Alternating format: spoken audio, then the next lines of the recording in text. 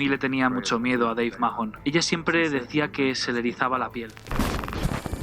3 de los 5 detenidos estarían directamente involucrados en la muerte de Karina del Pozo. Pues se rumora ampliamente que todos son miembros de una secta ultra secreta llamada los Illuminati.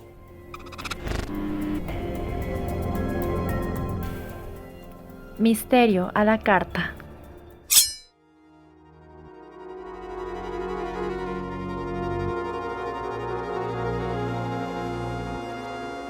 Buenas noches, queridos comensales. Bienvenidos a Misterio a la carta. Este es un podcast que explorará diferentes casos perturbadores y extraños que han sucedido alrededor del mundo. Hoy han venido a sentarse conmigo para descubrir todo un universo que ignoraban. Apaguen la luz, pónganse cómodos y prepárense para saborear lo desconocido, lo frustrante y lo desgarrador. Disfruten a continuación su menú del día. La entrada.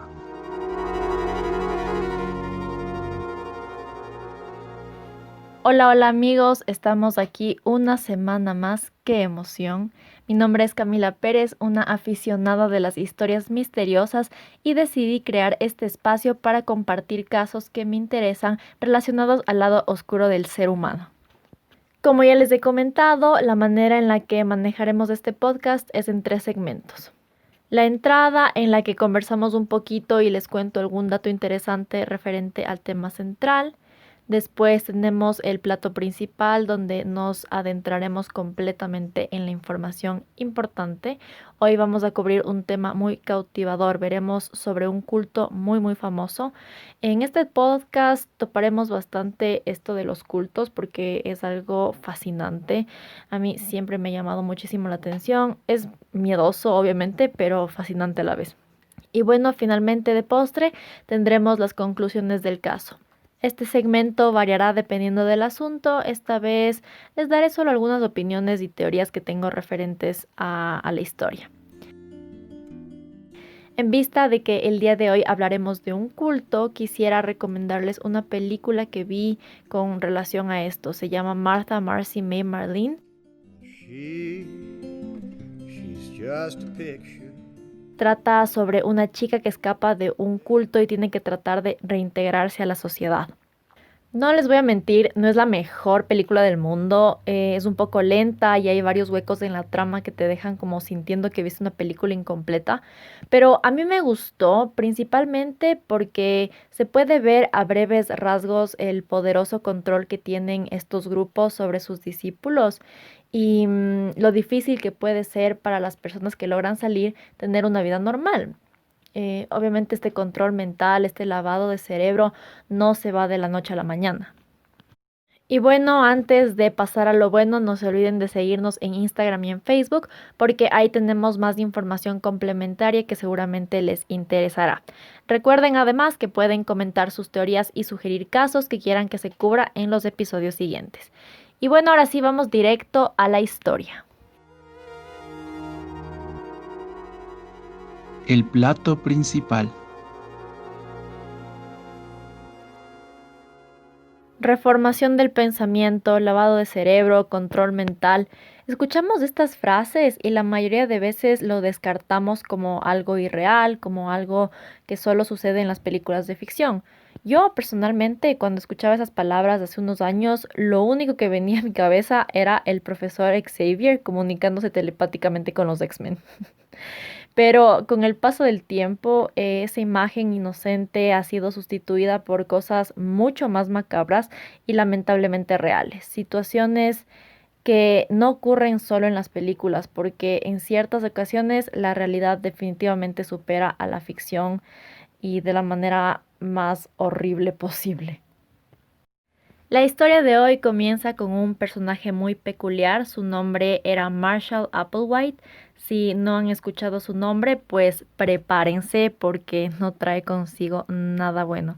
Nació el 17 de mayo de 1931 en Texas, Estados Unidos, y durante sus primeras décadas en este mundo, Marshall llevaba una vida relativamente convencional. Tenía 3 hermanos y era el hijo de un pastor presbiteriano. Su día a día era bastante centrado en la religión que profesaban. Y por eso dije relativamente convencional, porque no era del todo normal, o sea, no todo el mundo es hijo de un pastor de la iglesia presbiteriana, entonces obviamente sí tenían sus particularidades. No se sabe mucho acerca de su niñez y adolescencia, pero se empieza a tener registro de él a partir de sus años universitarios. Entró a la universidad y se graduó en el año 52 con un título de filosofía y ese mismo año se casó con una mujer llamada Ann Pierce. Posterior a esto se inscribió en el seminario de la Unión Presbiteriana para convertirse en ministro de la iglesia, pero se retiró porque se dio cuenta que en realidad lo que a él le gustaba era la música y es por eso que en el 56 ingresó a la Universidad de Colorado y obtuvo su título en esta área. Estuvo un par de años en el ejército y después se dedicó a dar clases de música en la Universidad de Alabama. Algunas fuentes aseguran que de esta universidad lo despidieron presuntamente por haberse acostado con uno de sus estudiantes. Obviamente, debido a su religión, él estaba prohibido de mantener relaciones homosexuales y se cree que por esto desarrolló una frustración muy grande que tendría repercusiones en el futuro y ya hablaremos de eso un poquito más adelante. Eventualmente regresó a Texas y fue director del departamento de música de una universidad en Houston. Como escuchan, parece ser que este hombre era talentoso, se dice que era un muy buen músico, cantaba ópera y aparte tenía una gran habilidad para hablar en público. Incluso por un tiempo, durante los años 60, trató de ser actor, pero no lo logró, por eso optó por dedicarse a la docencia. Y en esta misma década, a finales de los 60, la vida de Marshall empezó a desmoronarse. En el año 1968 se divorció de su esposa, con quien tenía 2 hijos, y en el 70 dejó su trabajo en la universidad. Se presume que nuevamente tuvo una relación con otro estudiante.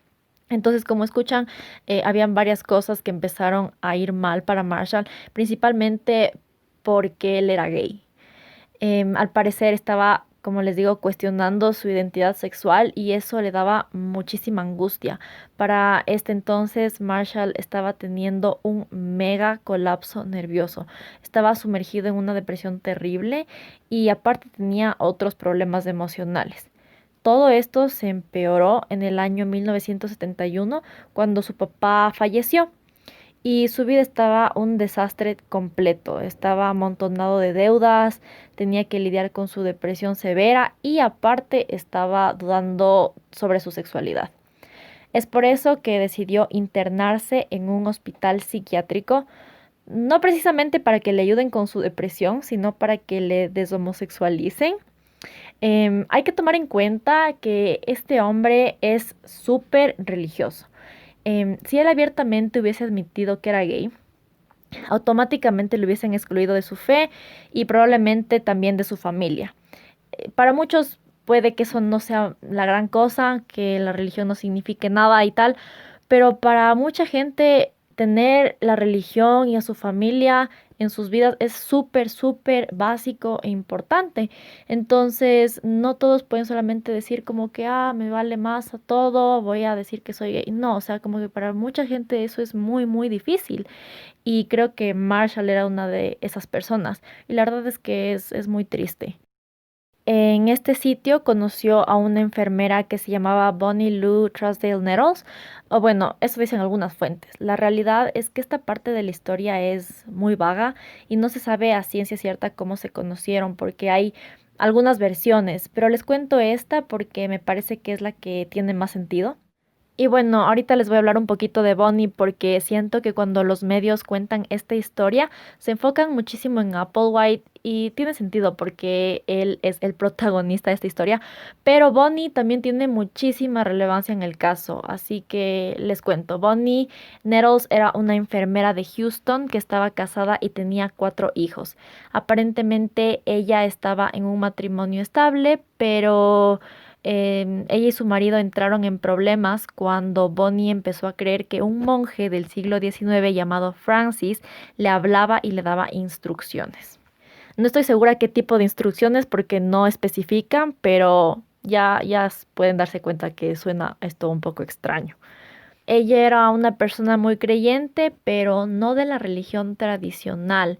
Bonnie tenía unas ideas un poco fuera de lo común con respecto a la espiritualidad. Realizaba sesiones de espiritismo cada miércoles en su casa. Aparte, estudiaba astrología, teosofía y ocultismo. O sea, básicamente estaba interesada en varias ramas espirituales alternativas al cristianismo. No creo que haya tenido nada en contra del cristianismo, pero creo que sí estaba interesada como en conocer más allá, o sea, cosas diferentes, y por eso estaba tan involucrada en estos otros tipos de espiritualidades.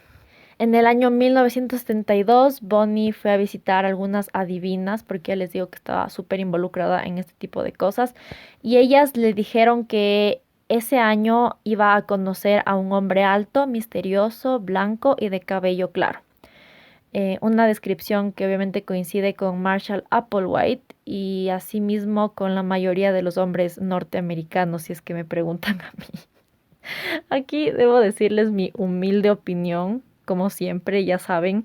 Yo personalmente no creo en nada de eso, en adivinos, ni psíquicos, ni nada de eso. Creo que hay gente que es más sensible a energías y puede sentir algunas cosas con más fuerza, pero no creo que haya alguien que pueda ver el futuro ni predecirlo. Y a veces me enfurecen estas adivinas y tales porque se aprovechan de personas que están pasando un mal momento y les bombardean con generalidades que pueden aplicarse de mil maneras. Bueno, le dijeron que iba a conocer a un blanco de cabellos claros. Amigos, esto sucedió en los Estados Unidos, donde la mayor parte de la población es blanca. O sea que lo raro hubiese sido que esa señora no conozca a un hombre blanco de esas características. Si le hubiesen dicho que va a conocer a un chino rubio y le conocía, está bueno, ahí dijera, bueno, capaz le atinaron. O bueno, ¿saben qué? Ni así, porque existe algo que se llama el fenómeno Baader-Meinhof. Este ocurre cuando una persona, después de haber aprendido sobre algún hecho en específico o una frase, una palabra o sobre la existencia de alguna cosa por primera vez, se le empieza a encontrar por todo lado. Entonces a esta doñita le dicen que va a conocer a un hombre misterioso blanco y ella subconscientemente empieza a poner atención a todos los hombrecitos blancos que se le cruzan en el camino. Y el afortunado que captó su atención fue Marshall Applewhite, desgraciadamente. Retomando a la historia, Marshall y Bonnie se hicieron muy buenos amigos. Él decía que sentía que se habían conocido en otra vida y que tenían una conexión muy especial y muy fuerte. Como les dije, Bonnie no era una persona común, tenía unas creencias bastante diferentes y ella le aseguraba a Marshall que había hablado con vida extraterrestre y le habían predicho su encuentro con él. Ella le convenció de que estaban destinados a cumplir una misión divina importante aquí en la Tierra.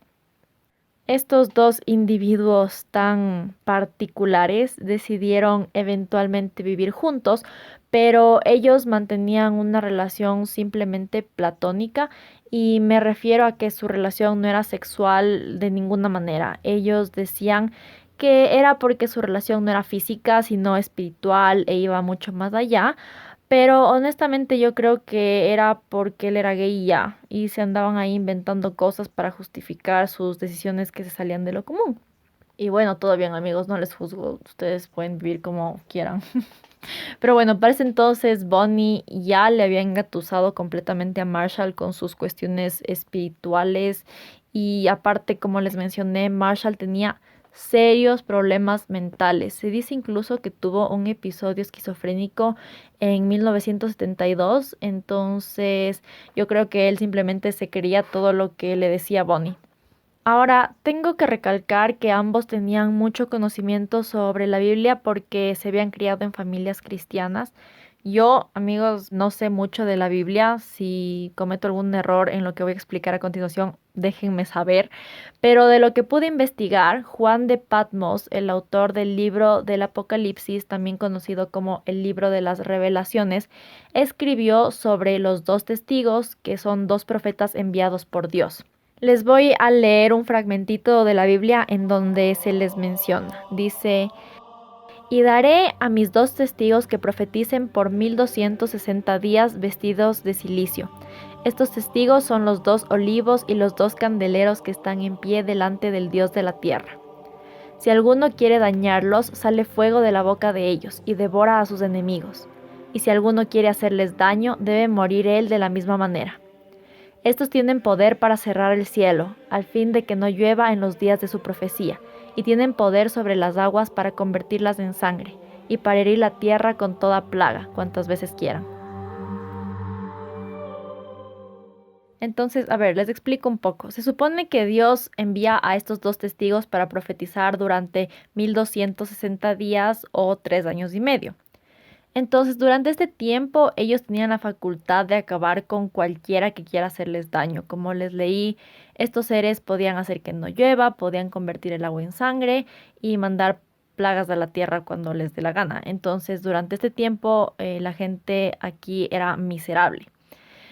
Apenas se acaban los 3 años y medio, la bestia, que si tengo bien entendido es el demonio, corríjanme si esto es incorrecto, pero bueno, la bestia llega y les mata a los 2 testigos. La gente celebra durante 3 días y medio que los testigos estén muertos y no permitían que se los entierre debidamente. Dios decide resucitar a los testigos, lo que obviamente hizo que la gente entre en pánico, y después los testigos ascendieron al paraíso. 1 hora después de esto hubo un terremoto que acabó con 7,000 personas en este pueblo. Ya amigos, eso es todo el catecismo que les tengo por hoy, les juro, pero es súper importante saber esto para entender la manera de pensar de nuestros personajes principales. En fin, ahora que sabemos esto, Marshall y Bonnie se convencieron de que ellos eran estos profetas enviados por Dios. La verdad, amigos, es que si esas personas estuvieran diciéndome eso en este año, capaz y les creyera, porque ahorita sí que parece que estamos en el apocalipsis. Pero bueno, ahora solo pónganse a pensar. Estas personas se creen que son estos seres superpoderosos que estaban autorizados a acabar con sus enemigos y eventualmente igual ascendieron al cielo. Imagínense lo peligroso que es que 2 personas evidentemente inestables piensen eso. O sea, es muy peligroso. Resulta que estas personitas decidieron dejar todo, a sus hijos, sus pertenencias, todo, y pasaron viajando por el país full meses. Para esto ellos ya tenían como semiestructurado su sistema de creencias y básicamente era una mezcla entre cristianismo y extraterrestres, para ponerles la cuestión de manera simple, aunque en realidad esto de simple no tiene es nada. Ellos creían que así como los 2 testigos de la Biblia, ellos serían asesinados, resucitarían y luego ascenderían a una nave espacial con los extraterrestres. Incluso cuando viajaban y se daban a conocer, se llamaban a sí mismos los 2 o los 2 ovni. Disculparánme que me ría de vez en cuando en esta historia, pero es que es inevitable. Les juro que esto parece una burla y no me digan que no, o sea, en verdad esto no parece en serio. Pero bueno, durante este tiempo que se andaban ahí paseando, cometieron varios delitos, porque obviamente ellos juraban que las leyes terrenales no les aplicaba por ser seres superiores enviados por Diosito, que por cierto, ellos decían que era como un alien supremo. Así que en el año 1974 fueron arrestados por cometer fraude de tarjeta de crédito. Los cargos fueron retirados, pero Marshall había robado un carro antes, entonces lo sentenciaron a 6 meses en la cárcel por ese delito. Él utilizó ese tiempo en el que estuvo encarcelado para solidificar sus creencias. Marshall y Bonnie básicamente establecieron que fueron enviados desde algo que denominaron el nivel evolucionario sobrehumano y que estaban en este planeta para ayudar a las personas a alcanzar el siguiente nivel. Aquí empezamos a ver un poco esta mezcla entre el cristianismo con la ufología. Pensaban que el cuerpo era solo un envase del que eventualmente se iban a deshacer y ascenderían a vivir en una nave espacial, así como los cristianos piensan que cuando uno muere, el alma sube al paraíso, o sea, para estas personas el paraíso era una nave espacial. Y otra cosa que los diferenciaba de los cristianos es que pensaban que iban a ascender con este cuerpo mortal y en la nave espacial los marcianos les transferirían a otro cuerpo para que puedan vivir con ellos. A esta nueva creencia la llamaron metamorfosis del individuo humano, porque evidentemente irían con un cuerpo y se transformarían en otra cosa. Entonces, eso les dejo con esa información.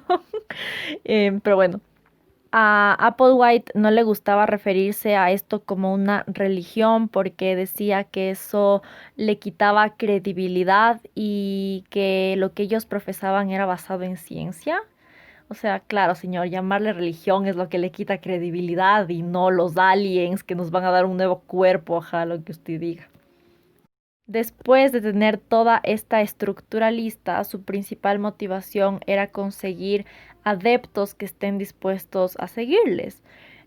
Publicaban anuncios para sus reuniones, pero ellos rara vez hablaban con las personas que asistían. En lugar de eso, les pedían sus números de teléfono y se contactaban con ellos individualmente. Parece ser que esta táctica hacía que la gente se sienta especial. Les decían que su religión promovía el crecimiento espiritual de cada persona y que cada quien debía sentirse cómodo con sus propias decisiones. O sea, este culto no solo tenía un poco de cristianismo y ufología, sino que también le metían ahí un poco de New Age para atraer también a los hippies de la época, supongo yo. Y bueno, ahora tengo una información un poco extraña. Durante diferentes épocas, Marshall y Bonnie adoptaban diferentes apodos. En este periodo se hacían llamar Guinea y Pig. Guinea Pig, que quiere decir conejillo de indios en inglés, y usaban estos apodos para explicar a la gente que ellos también habían sido elegidos, así como sus seguidores. Creo que hacían esto para que la gente se sienta más identificada y les crea.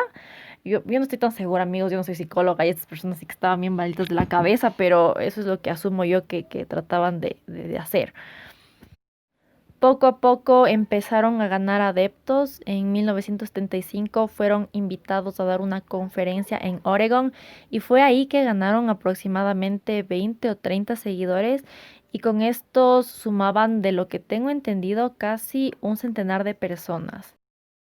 Esto hizo que los medios se interesen en este grupo de personas, obviamente. O sea, yo estudié periodismo y si nos decían, miren, un culto está dando charlas y acaba de ganar 30 seguidores con una sola reunión y con esto suman casi 100 personas adoctrinadas, obviamente es una noticia y una noticia interesante. Entonces, para los medios es casi inevitable involucrarse en una circunstancia así. Y bueno, los medios les estaban acabando, decían que era un culto, que estaba lavando el cerebro a las gentecitas y básicamente les decían a las personas, miren, así son las cosas, no se dejen engatusar.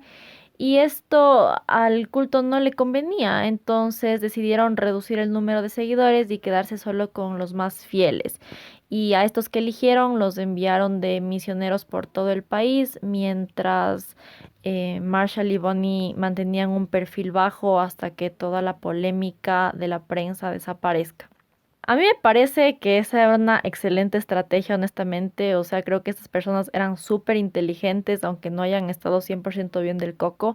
Sabían que era un grupo pequeño, no eran como que una organización súper gigante como la cienciología, que tienen como a full personas de poder metidas ahí. No, esto es como que 100 hijos de vecina que se pueden ir nomás a cualquier rato. Entonces, todavía podían desaparecer, dejar que el escándalo pase, que la prensa se enfoque en cualquier otra cosa y después volver a empezar. Y eso fue exactamente lo que hicieron.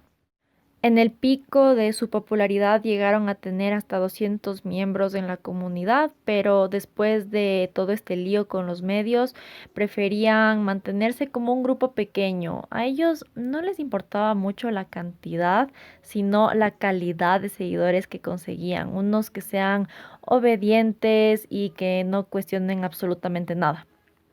Marshall y Bonnie para ese entonces ya habían cambiado sus apodos, se llamaron Bo y Pip por un tiempo y luego Do y Ti. El primer nombre siempre era de Marshall y el segundo de Bonnie porque era como la persona que hablaba y luego como su apoyo. Entonces así era como se manejaban en esta relación. Marshall era el que tomaba las riendas del asunto, él era el que se inventaba todas las nuevas teorías y cosas referentes a la religión, y Bonnie solamente era la que apoyaba y decía así de una, te creo todo lo que digas. Si bien Bonnie fue la que empezó todo esto, fue la que le metió todas las ideas a Marshall, ella después como perdió importancia, perdió relevancia en esta dinámica que llevaban ellos. Ahora hablando un poco más de cómo era la vida de la gente dentro de este culto, los discípulos eran alentados a renunciar a todas sus posesiones materiales y no solo eso, sino también los motivaban a renunciar a su familia, amistades e incluso a su sexualidad. Entrar a este grupo significaba dejar absolutamente todas tus cosas y relaciones porque según las creencias de Applewhite debían deshacerse de los deseos terrenales para poder ascender puros. Ni siquiera se les permitía hacer amigos dentro del culto, lo que yo me imagino debió haber sido una vida muy solitaria para esas personas. Este tipo de prácticas es bastante común en los cultos o sectas y lo que buscan es que la gente dependa de ellos para que no tengan a dónde ir y les sean siempre fieles. Llevaban una vida media rara, como era de esperarse, y como les decía, las drogas, el trago y las relaciones sexuales eran cosas que estaban totalmente prohibidas. Mentir y romper las reglas también estaba estrictamente prohibido. De hecho, esas eran las mayores ofensas. Y otra cosa que era muy importante para ellos era llevar uniforme. Todos los miembros debían tener el pelo corto y usar ropa holgada para cubrir género y sexualidad. Marshall y algunos otros discípulos incluso optaron por la castración quirúrgica para no tener ningún deseo sexual, porque ellos veían eso como algo causado por Lucifer y obviamente no conseguían a nadie que realice este tipo de operación en los Estados Unidos, entonces tuvieron que viajar a México para conseguir a alguien tránfugo que les ayude con esto, pero bueno, esto solamente era un dato extra por el que se ha hecho muy conocido también este culto. Es un tema bastante controversial que ha hecho que este culto se haga muy famoso también. Llevaban una vida seminómada, generalmente vivían en campamentos y no hablaban mucho de sus ideologías. De hecho, los líderes rara vez se comunicaban directamente con sus seguidores, lo cual a mí me pareció un poco extraño, honestamente. Porque de lo que yo he visto en las religiones, en las sectas, siempre está como que el pastor, el cura, el líder, lo que sea, como hablando con sus fieles. Entonces, no sé, me pareció algo fuera de lo común. Y bueno, ahora muchos se preguntarán por qué carajos alguien se quedaría y le seguiría a estos dementes. Y bueno, la respuesta es simple. La gente aquí no se daba cuenta que estaba controlada. Applewhite no era un tipo agresivo, sino era relajado y así buena gente. Incluso algunos de sus discípulos decían que tenía un aire parental, que era un hombre que exigía disciplina y obediencia, sí, pero nunca les obligaba a nada. La gente siempre tenía una opción, la opción de irse. O bueno, eso es lo que les querían hacer creer, porque en realidad lo que les ofrecían era una ilusión, la ilusión de que tenían una elección, pero en realidad todo era una farsa.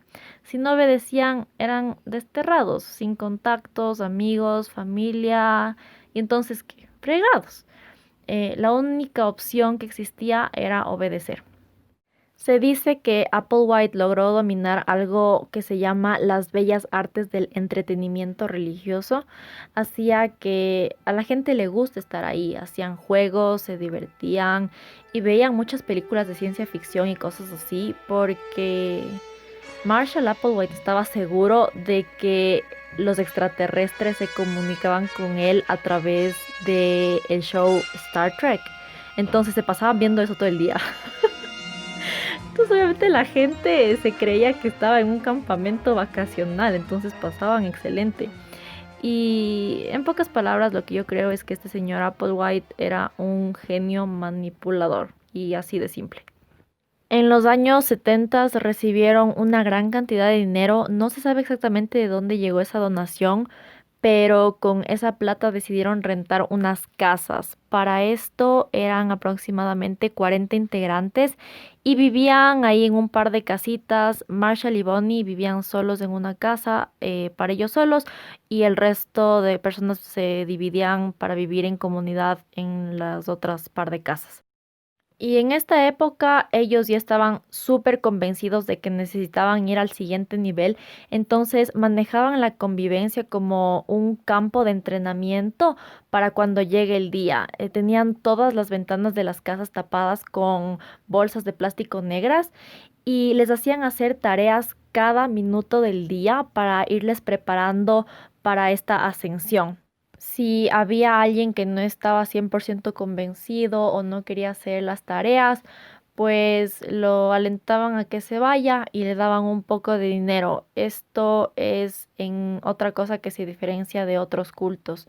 Otros grupos generalmente tienen a la gente controlada económicamente, no tienen trabajo y dependen de los líderes de la comunidad. Aquí esto no era así. De hecho, muchos de los miembros, si no eran todos, tenían trabajos normales, pero la manera en que les controlaban era más un tema emocional, como les hacían alejarse de todos sus conocidos. Si decidían irse, estarían solos y quedándose tenían una familia. Aparte que estas personas estaban tan controladas que creían al 100% lo que Marshall y Bonnie decían. Entonces ellos no querían irse, estaban felices ahí y siempre buscaban la aprobación de Marshall porque lo veían como un papá. En 1980 creció su número de seguidores a más o menos 80 personas y poco a poco se alivianó el control que tenían sobre ellos. Incluso en el 83 se les permitió visitar a sus familias por el Día de la Madre y con esto buscaban que las familias estén tranquilas y que sepan que sus seres queridos eran parte de esta comunidad porque querían que nadie les estaba obligando. Yo les dije, este Marshall era pilas, porque obvio, si tu hijo se larga a un culto, vas a estar preocupada. Pero si ves que está bien, feliz y que quiere estar ahí, es menos probable que se generen problemas. Por otro lado, en ese mismo año, en 1983, Bonnie tuvo una cirugía. Le tuvieron que extirpar un ojo debido a un cáncer que había desarrollado hace algunos años. El doctor le informó que el cáncer se estaba esparciendo y que lo más probable es que no le quede mucho tiempo de vida. Y adivinen qué, la Bonnie perdió la cordura. Le dijo que era un ignorante, que cómo va a decir eso, que ella no se puede morir porque tiene que ascender al mismo tiempo que Marshall. Y evidentemente la señora estaba totalmente trastornada, entonces no había mucho por hacer más que esperar. Vivió con esta enfermedad 2 años más y en 1985 falleció. La muerte de Bonnie fue un momento crucial para toda esta historia porque obviamente se le presentó un problemita al Marshall porque ¿cómo diablos iba a explicar esto a sus adeptos? Toda su fe, literal, toda su ideología se basaba en que ellos, los dos testigos, ascenderían juntos. Entonces la muerte de Bonnie derrumbaba todo.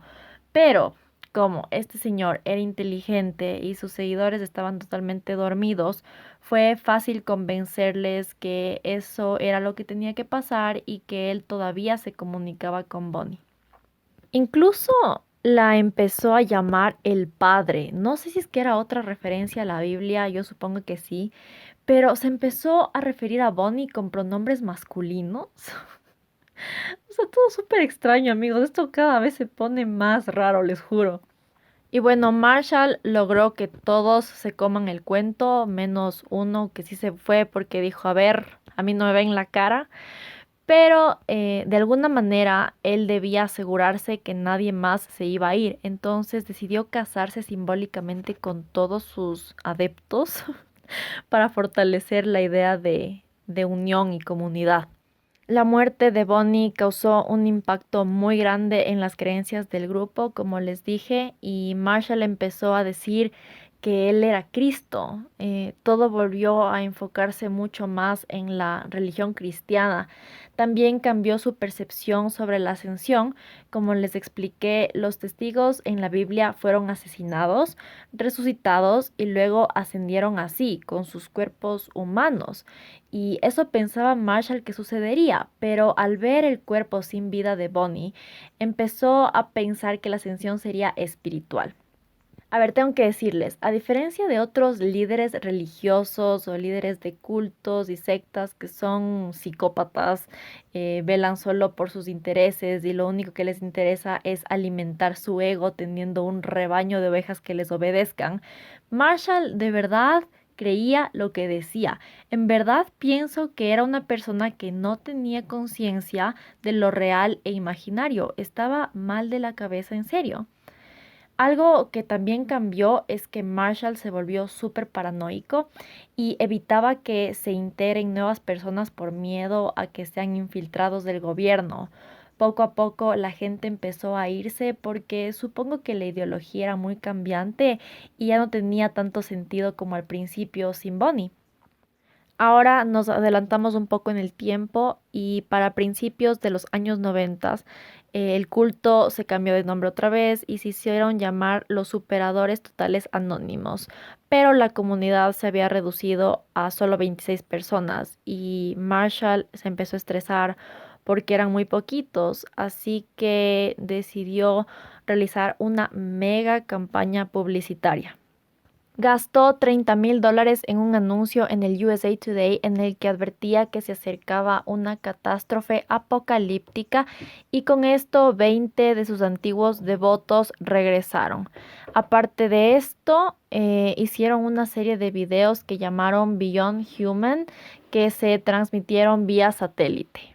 También publicaron videos en internet y crearon una página web que por cierto sigue activa.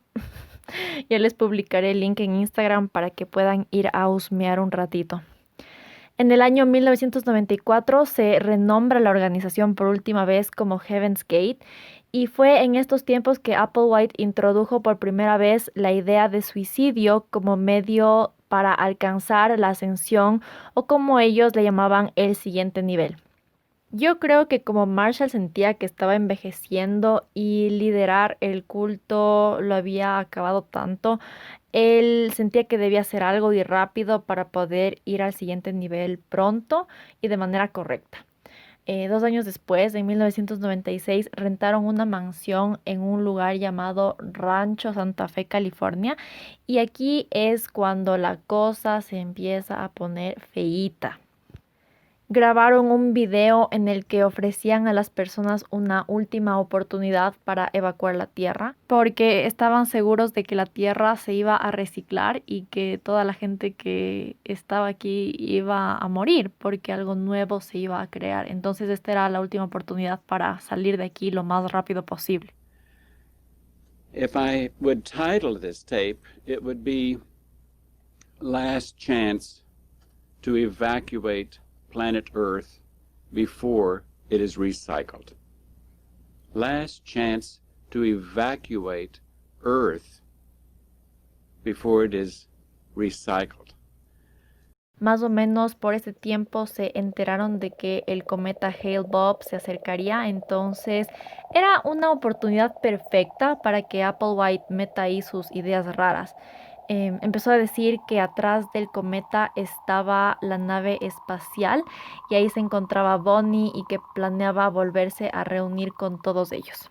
Para marzo de 1997 el grupo se había aislado totalmente, o sea, no tenían ningún tipo de contacto con el exterior y a finales de ese mes grabaron videos de despedida y muchos alababan a Marshall y a sus enseñanzas. En fin, el 22 de marzo de 1997, los miembros del culto se pusieron zapatos Nike y uniformes negros con parches que decían Heaven's Gateway Team, que es una referencia a Star Trek. Como les dije, Marshall estaba obsesionado con ese programa y empezaron a suicidarse por grupos. Había exactamente 3 grupos de más o menos 15 personas cada uno. Cuando un grupo ya había fallecido, se les cubría con una manta morada desde la pantorrilla hasta la cabeza. Les ponían una bolsa con un poco de dinero y también algún tipo de identificación.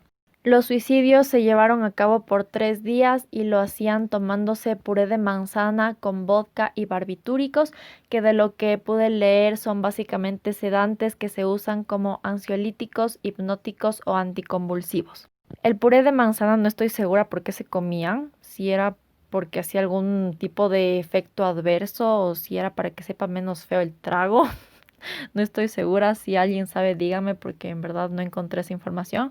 Pero bueno, después de ingerir eso se ponían una bolsa sobre la cabeza y esperaban la muerte.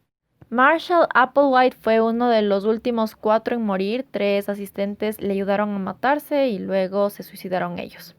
Tengo que recalcar que no todos los miembros de Heaven's Gate se suicidaron. Un par se quedaron para manejar la página web aparentemente. Y un señor que fue el último en unirse al culto, que se llamaba Rio D'Angelo, decidió no matarse. Él grabó la escena donde ocurrió todo, un poco morbosito el hombre grabando ahí los cadáveres, pero la verdad es que ya nada me sorprende de esta gente. Y no entregó estos videos a la policía hasta el 2002.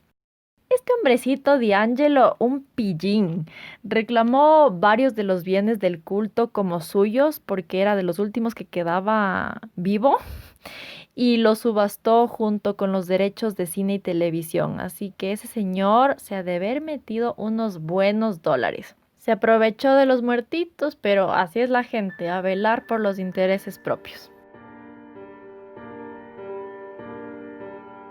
En total, ese día fallecieron 39 personas y este es conocido como uno de los suicidios grupales más grandes en la historia de los Estados Unidos.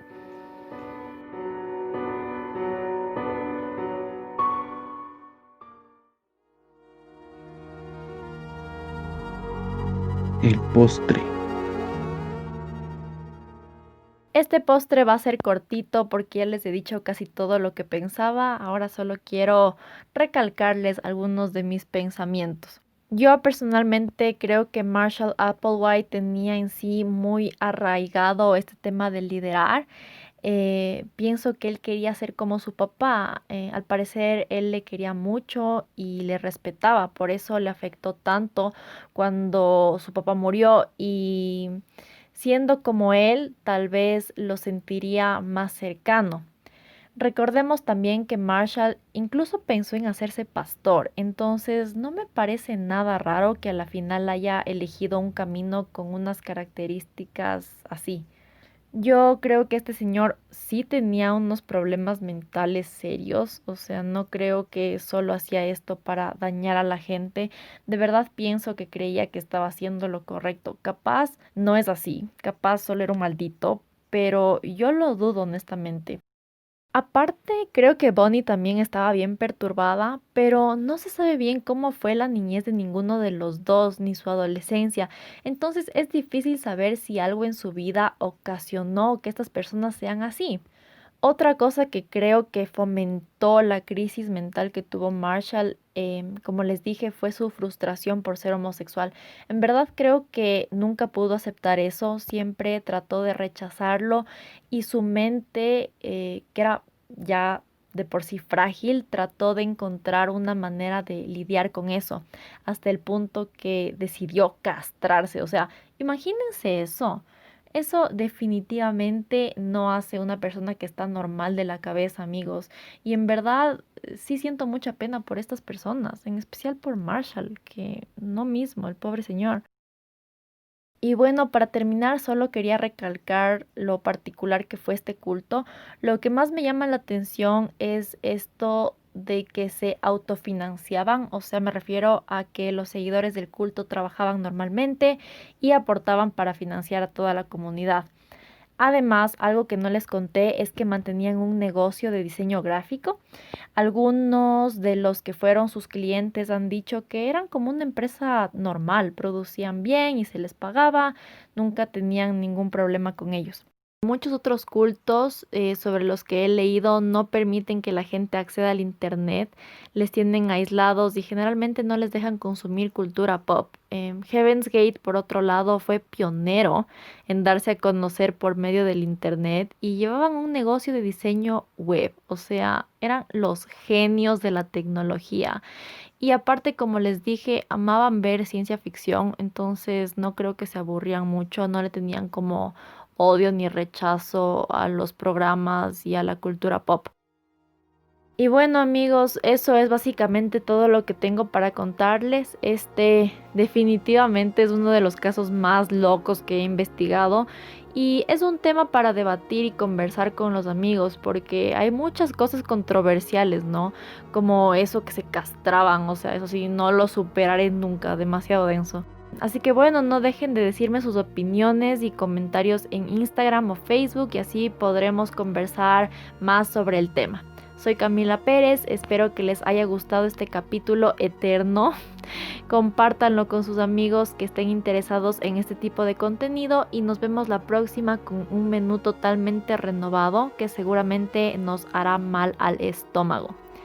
Cuídense, protéjanse, no se unan a cultos raros, protejan a sus hijos si es que tienen, tampoco permitan que se unan a ningún culto y nos vemos pronto. Adiós.